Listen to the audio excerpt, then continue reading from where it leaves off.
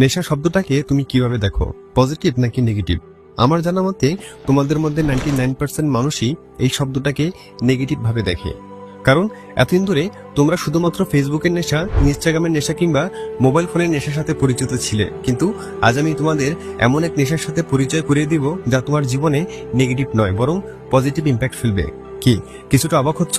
ভাবছো কি এমন নেশা থাকতে পারে যা তোমার জীবনে পজিটিভ ইম্প্যাক্ট ফেলবে? তাহলে আমি তোমাদের জানিয়ে রাখি যে আমি তোমাদের পড়াশোনার নেশার কথা বলছি, যে নেশা একবার যদি তোমাকে ধরে ফেলে তাহলে স্টুডেন্ট লাইফে তোমাকে ঠেকানোর সাধ্য আর কারো নেই।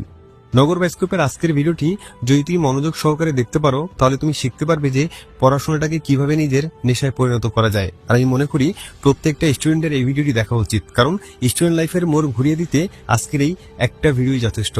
তো চলো শুরু করা যাক। একটা বাস্তব উদাহরণ দিয়ে শুরু করি। তোমরা ঘন্টার পর ঘন্টা ধরে মোবাইল ফোন স্ক্রলিং করলেও বোরিং হও না, কিন্তু পড়ার টেবিলে বসার 30 মিনিটের মধ্যে ছটফটানি শুরু হয়ে যায়, বিরক্ত লাগা শুরু হয়ে যায় পড়াশোনার প্রতি। মনে হতে থাকে যে কখন পড়াটা শেষ করে হাতে মোবাইল ফোনটা নিবে। আর এরই মাধ্যমে বোঝা যায় যে মোবাইল ফোনের প্রতি তুমি আসক্ত। এটা তোমার কাছে এক প্রকার নেশার মতো। কিন্তু কেমন হবে যদি তোমার এই নেশাটা মোবাইল ফোনের উপরে না হয়ে পড়াশোনার প্রতি হয়? যদি সত্যি এমনটা হয় তাহলে একজন স্টুডেন্টের জীবনের 70% সমস্যার সমাধান হয়ে যাবে। কারণ স্টুডেন্ট লাইফে একজন শিক্ষার্থীর সবচেয়ে বড় দায়িত্ব হলো নিজের পড়াশোনাটা ঠিকমতো চালিয়ে যাওয়া। বাবার মাথার ঘাম পায়ে ফেলে রোজগার করা টাকাগুলো দিয়ে কেনা খাতাগুলোর পৃষ্ঠায় যেন প্রেমপত্র লেখা না থাকে। মাস শেষে স্কুল, কলেজ কিংবা কোচিং এর বেতনের টাকাগুলো যেন বৃথা না যায়। যদি তুমি এই বিষয়গুলো নিশ্চিত করতে পারো তাহলে বুঝে নেবে যে তুমি একজন আদর্শ স্টুডেন্ট। আর যদি এমনটা না হয় তাহলে তুমি হয়ে যাবে এক বেঈমান। কারণ তোমার বাবা কিংবা ভাই তাদের মাথার ঘাম পায়ে ফেলে রক্তকে পানি করে যে টাকাগুলো উপার্জন করে তোমার পড়াশোনার জন্য দেয় সেগুলো রীতিমতো বৃথা যেতে দিচ্ছ তুমি। এবার অনেকেই বলবে যে ভাই আমিও পড়তে চাই কিন্তু পড়াশোনায় আমার মন বসে না। আর তোমার এই সমস্যার সমাধানে আমি তোমাকে মাত্র 4টি রুলস ফলো করতে বলবো, যেগুলো ফলো করার মাধ্যমে তুমি তোমার পড়াশোনাকে এক অন্য লেভেলে নিয়ে যেতে পারবে। রুলস নাম্বার 1, স্যাটিসফ্যাকশন তৈরি করা। যদি তোমাকে প্রশ্ন করা হয় যে পড়াশোনা করে তোমার লাভ কি, তাহলে এই প্রশ্নের উত্তর দেওয়ার আগে তুমি হয়তো মনে মনে ভাববে, আরে ভাই এটা আবার কেমন প্রশ্ন? কারণ সকলেরই তো জানা আছে মানুষ নিজের ভবিষ্যৎকে এস্টাবলিশ করে ভালো একটা চাকরি পাওয়ার আশায় পড়াশোনা করে। কারণ যদি ভালো কোনো চাকরি কিংবা বিজনেস শুরু করতে না পারে তাহলে এমন পড়াশোনার তো কোনো মানে নেই, তাই না? অর্থাৎ এর মানে দাঁড়ায় যে পড়াশোনা করার ফলে তুমি ভালো একটা চাকরি পাবে কিংবা নিজের একটা স্টার্ট আপ শুরু করতে পারবে, এবং সেগুলো থেকে নিজের যে ইনকাম হবে তা দিয়ে তুমি নিজে এবং তোমার পরিবারকে স্বাচ্ছন্দ্যে চালাতে পারবে। ভবিষ্যতে তোমার ছোট ভাই, বোন কিংবা তোমার সন্তানের জন্য আলোকিত একটা ভবিষ্যৎ রেখে যেতে পারবে। কিন্তু এসব জেনে লাভ কি? কাজের কাজ তো কিছুই হচ্ছে না। পড়াশোনা তোমাকে একটি ব্রাইট ফিউচার উপহার দেবে জেনেও তোমার পড়াশোনা করতে ইচ্ছে করে না। কারণ মানুষের দরকার ইনস্ট্যান্ট স্যাটিসফ্যাকশন, বাংলায় বলতে গেলে তাৎক্ষণিক সন্তুষ্টি। মানুষ প্রকৃতিগতভাবে ইনস্ট্যান্ট স্যাটিসফ্যাকশনকে খোঁজে, কারণ আমাদের মস্তিষ্ক এমনভাবে তৈরি যা আমাদের সাময়িক আনন্দ বা তাৎক্ষণিক পুরস্কারকেই বেশি প্রায়োরিটি দেয়। যখনই আমরা কোনো কাজ করি এবং দ্রুত ফলাফল দেখি, মস্তিষ্ক ডোপামিন নামক এক ধরনের হ্যাপি কেমিক্যাল ছাড়ে যা আমাদের ভালো লাগার অনুভূতি দেয়। এ কারণেই মানুষ দ্রুত কিছু পাওয়ার লোভে পড়ে যায়। আর পড়াশোনার সময় বিশেষভাবে ইনস্ট্যান্ট স্যাটিসফ্যাকশন চাওয়ার কারণ হলো পড়াশোনা হলো দীর্ঘমেয়াদী বিনিয়োগ, ফলে তাৎক্ষণিক ফলাফল দেখা যায় না। তাই মস্তিষ্ক অস্থির হয়ে ছোট ছোট আনন্দের খোঁজ করে। তাই যদি পড়াশোনার ভেতরেই ইনস্ট্যান্ট স্যাটিসফ্যাকশন তৈরি করা যায় তাহলে মস্তিষ্ক উৎসাহিত হয় আরো মনোযোগ ধরে রাখার জন্য। এবার প্রশ্ন হলো কিভাবে ইনস্ট্যান্ট স্যাটিসফ্যাকশন তৈরি করা যায়। মনে করো তুমি ছোট্ট একটা লক্ষ্য ঠিক করেছো, আর সেই লক্ষ্য পূর্ণ হলেই তোমার জন্য অপেক্ষা করছে পুরস্কার। হয়তো প্রিয় কোনো খাবার, হয়তো তোমার ভালো লাগার একটা সিরিজের 30 মিনিটের কোনো এপিসোড। একটি ছেলে ছিল, তার নাম ছিল রাহাত। পড়াশোনার কথা মনে হলেই তার মন ভরে যেত ক্লান্তিতে। পৃষ্ঠার পর পৃষ্ঠা দেখে মনে হতো এত কিছু কিভাবে সম্ভব। একদিন রাহাত চিন্তা করলো যে কিভাবে নিজের পড়াশোনার প্রতি আগ্রহ বাড়ানো যায়। আর এরপর সে নিজের সাথে একটা চুক্তি করলো। চুক্তিটি ছিল প্রতিবার ছোট্ট একটা টার্গেট শেষ করবো আর নিজেকে একটা পুরস্কার দেব।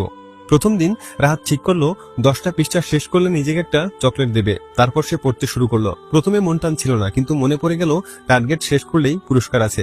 আর যখন 10টা পৃষ্ঠা শেষ করলো তখন হাতের মুঠোয় ধরা সেই ছোট্ট চকলেট ছিল যেন এক বিশাল ট্রফি। পরের দিন আরেকটা চুক্তি করলো, 20 মিনিট পড়া শেষ হলে পছন্দের সিরিজের একটি এপিসোড দেখবে। আর এভাবেই পড়াশোনা তার কাছে একটি যুদ্ধ নয় বরং একটা খেলা হয়ে উঠলো। পাশাপাশি পড়াশোনার প্রতি আগ্রহটাও আরো বেড়ে গেল। আচ্ছা, পড়াশোনা মানে কি শুধু বইয়ের বোঝা, নীরবে ঘন্টার পর ঘন্টা একঘেয়ে মুখ বুজে থাকা? মোটেও না। পড়াশোনাকে আনন্দে রূপান্তর করা সম্ভব যদি তুমি কিছু ইউনিক উপায় যোগ করতে পারো। সবসময় মনে রাখবে, যেটা উপভোগ করা যায় সেটা শেখা অনেক সহজ হয়ে যায়। তো চলো এবার কথা বলা যাক পড়াশোনাকে কিভাবে ইন্টারেস্টিং বানানো যায় এটা নিয়ে। সাদা পাতায় নিছক শব্দের সারি নয়, নিজের চিন্তা ভাবনাকে ছড়িয়ে দিতে শেখো। মাইন্ড ম্যাপ তৈরি করো যেখানে একটা মূল আইডিয়া থেকে ডালপালা মিলে ছড়িয়ে যাবে অন্যান্য তথ্য। রঙিন কলম ব্যবহার করে আলাদা আলাদা বিষয় বা গুরুত্ব চিহ্নিত করলে চোখের সামনে বিষয়গুলো পরিষ্কার হয়ে যাবে। এতে শুধু মুখস্থই নয়, বুঝে পড়ার অভ্যাস গড়ে উঠবে। পড়ার সময় চারপাশের নীরবতা অনেক সময় একঘেয়ে লাগতে পারে, তখন হালকা ইনস্ট্রুমেন্টাল বা লোফাই মিউজিক বাজাও। এ ধরনের সুর একদিকে মন শান্ত করে, অন্যদিকে মনোযোগ ধরে রাখতে সাহায্য করে। তবে খেয়াল রাখবে, গান যেন রক টাইপ বা লাউড না হয়, যাতে গানের কথা তোমার পড়ার চিন্তা ভাবনাকে অন্যদিকে নিয়ে না যায়। আবার সবসময় একলা পড়া ক্লান্তিকর হতে পারে। বন্ধুদের সাথে মিলিত হয়ে ছোট ছোট কুইজ খেলতে পারো, যেমন কে সবচেয়ে কম সময়ে উত্তর দিতে পারে অথবা কে সবচেয়ে মজার উদাহরণ দিতে পারে। আর এভাবে পড়ার মাধ্যমে পড়াশোনাকে তোমার কাছে অনেক ইন্টারেস্টিং লাগবে এবং পড়াশোনার প্রতি তোমার বোরিংনেস একদম উধাও হয়ে যাবে। রুলস নাম্বার 3, নির্দিষ্ট টাইম আর লোকেশন সিলেক্ট করো, যখন এবং যেখানে তুমি কমফোর্টেবল। কখনো কি ভেবেছ কেন কিছু মানুষ সবসময় তাদের লক্ষ্যে পৌঁছে যায় আর কিছু মানুষ মাঝপথেই হার মানে? ফারাকটা কোথায় জানো? ফারাকটা হলো নিয়মিত অভ্যাস, আর এই অভ্যাস গড়ে ওঠে নির্দিষ্ট সময় আর স্থান নির্ধারণের মাধ্যমে। যখন তুমি প্রতিদিন একটি নির্দিষ্ট সময় পড়তে বসো, তখন তোমার মস্তিষ্ক নিজেই প্রস্তুত হয়ে যায়। মন আর শরীর বুঝে ফেলে এখন কাজের সময়, তখন আর জোর করে পড়তে বসতে হয় না, নিজেরই মন চায় বই খুলে বসতে। এটাই হলো সফলতার অন্যতম চাবিকাঠি।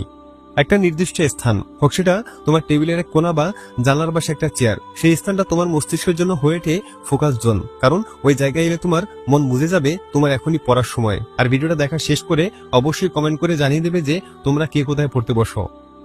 এবার কথা বলবো আজকের ভিডিওর সর্বশেষ রুলস নিয়ে, আর সেটা হলো ডিজিটাল ডিস্ট্রাকশনকে দূরে রাখা। আজকের দিনে প্রযুক্তি আমাদের জীবনের অবিচ্ছেদ্য অংশ। ইন্টারনেট, মোবাইল, সোশ্যাল মিডিয়া সবকিছু আমাদের জ্ঞানের ভান্ডার খুলে দিয়েছে, কিন্তু একই সাথে এগুলো হয়ে উঠেছে পড়াশোনার জন্য সবচেয়ে বড় বাধা। ডিজিটাল ডিস্ট্রাকশন যদি সময় মতো নিয়ন্ত্রণ করা না যায়, তবে তা আমাদের স্বপ্ন ছিনিয়ে নিতে পারে। এবার আসি কেন ডিজিটাল ডিস্ট্রাকশন ভয়ঙ্কর।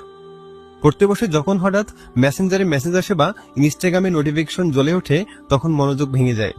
ইউনিভার্সিটি অফ ক্যালিফোর্নিয়ার একটি গবেষণা বলছে, একবার মনোযোগ বিচ্ছিন্ন হলে তা পুরোপুরি ফিরে আসতে গড়ে 23 মিনিট 15 সেকেন্ড সময় লাগে। বারবার নোটিফিকেশন চেক করতে গিয়ে পড়ার সময় বেড়ে যায়, অথচ কিছুই ভালো মতো শেখা হয় না। প্রত্যেকদিন গড়ে একজন শিক্ষার্থী 2 ঘন্টারও বেশি সময় বিনা প্রয়োজনে মোবাইল স্ক্রল করে কাটায়। কেউ যদি পড়তে বসে 10 মিনিট পর পর ফেসবুক স্ক্রল করে, তাহলে যেই পড়া শেষ হতে সময় লাগার কথা 2 ঘন্টা, সে পড়া 5 ঘন্টায় শেষ হয় না। এবার বলি কিভাবে ডিজিটাল ডিস্ট্রাকশনকে নিজের থেকে দূরে রাখবে। নাম্বার 1, পড়ার সময় মোবাইল এয়ারপ্লেন মোডে দিয়ে রাখো বা সম্পূর্ণ বন্ধ করে রাখো। নাম্বার 2, পড়ার আগে সব প্রয়োজনীয় ফাইল বা নোট ডাউনলোড করে রাখো, যেন পড়ার সময় ইন্টারনেট খোলার প্রয়োজন না হয়। নাম্বার 3, নোটিফিকেশন অফ করে রাখো। নাম্বার 4, ছোট ছোট ব্রেক নাও, যাতে মন ক্লান্ত না হয় এবং মোবাইল চেক করার ইচ্ছাও কমে। ডিজিটাল জগৎ একদিকে আমাদের বন্ধু, আবার অন্যদিকে আমাদের শত্রু হতে পারে। এটা নির্ভর করে আমরা কিভাবে ব্যবহার করি তার উপর। মোবাইলের স্ক্রিন নয়, তোমার ভবিষ্যৎ হোক তোমার চোখের সামনে, এই কামনা রেখে আজকের মতো বিদায় নিচ্ছি।